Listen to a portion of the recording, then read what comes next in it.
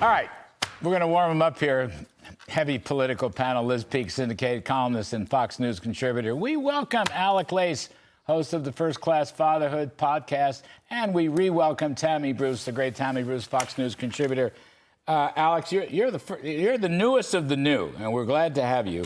On this report, what was the phrase? He doesn't have his marbles? He's lost his marbles. He's lost his marbles that our dads used to say to us in the 1950s or early 60s of a certain age. That's what this report says.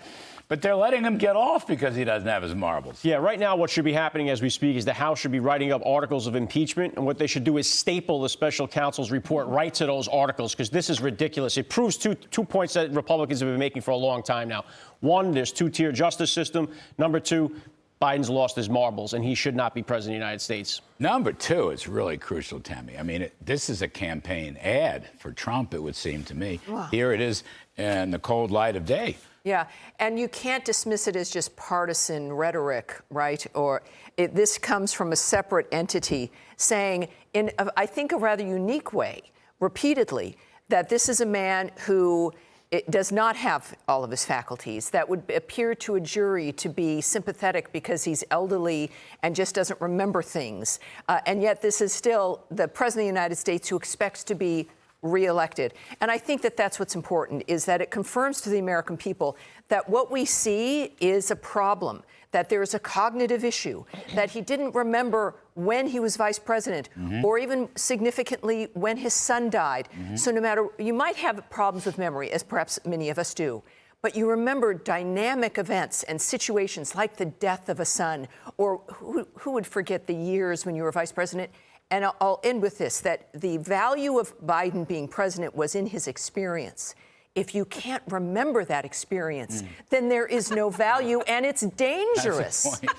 Okay? That's a point. Like you popped out of the the ether from leprechauns, and there you are. That experience should lead to something understanding world leaders, but you just don't remember. What good is experience if you can't remember? That's correct. That's a very Liz, what good is experience if you can't remember that senators and vice presidents do not have the authority to take classified documents with them, that they have to put, if they want to read it for their book and so forth, or even take notes, it goes to the National Archives and they read it in a skiff. They don't read it in their garage. They don't read it in their Corvette. I mean, this guy must have been stuffing his socks to see. Senator, that's a new one. Well, Senator. So I've read the executive summary, and I didn't see anything in there about the Penn Center documents or his time in the Senate, because, yes, that's completely illegal to take anything out of the Congress and out of the grounds of the Congress, if you will, if you're a senator. I don't know what happened to that. I don't know what happened to all that investigation. I think we have yet to hear that.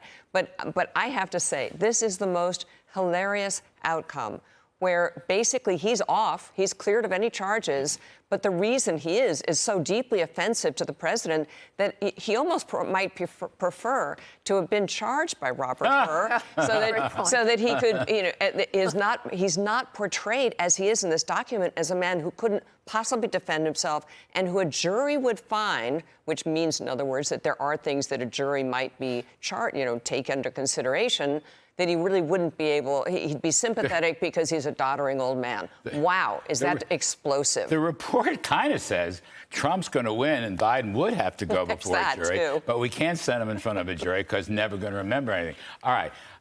Stick around. Hang on. We're going to bring Edward Lawrence in because it looks like black and Hispanic voters are now fleeing Biden and picking President Trump. Our own Edward Lawrence at the White House with all the details of some very interesting new numbers. Edward, what have you uncovered?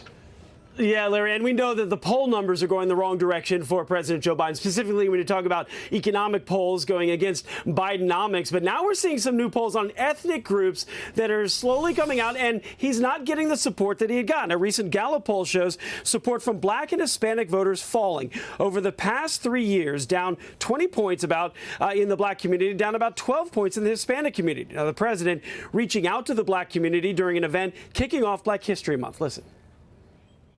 I am president and Kamala's vice president because of you. You've had my back and we've had your back, and we always will. Kamala just talked about the power of black history that is in American history. Black excellence, culture, resilience, heroes known and unknown who inspired a nation. But the problems here might boil down to finances. Researchers say the black community feels the wealth pinch. Now, a new Brookings report shows that the wealth divide among ethnic groups widening over the past 3 years. Even though overall wealth in the black community and Hispanic community is rising, it's not back to the 2019 levels. We're seeing a widening of the racial wealth gap largely because we're also seeing a booming in home prices and a booming stock market.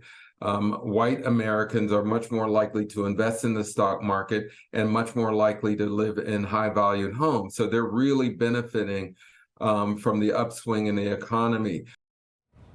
And when people and groups feel poorer, they look for someone to blame. And under the current policies, they're looking at the guy sitting behind me at the White House. Back to you. Got it. Edward Lawrence, thanks very much. Yeah. Let's bring our panel back in. Alec Lace, why is this? It seems like working class folks in general may be suffering from an affordability crisis. They don't own homes, they don't own stocks and so forth.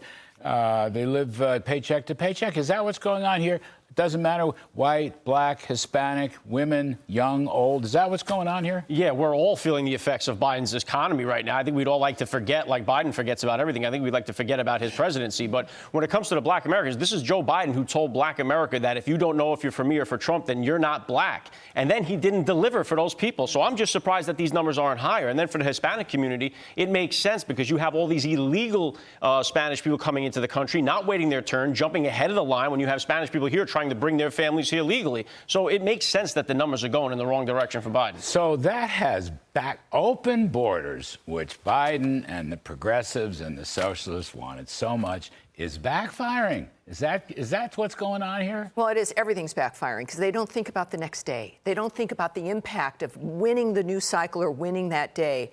I would say when it comes to the feelings of this, it's so close to the Trump administration.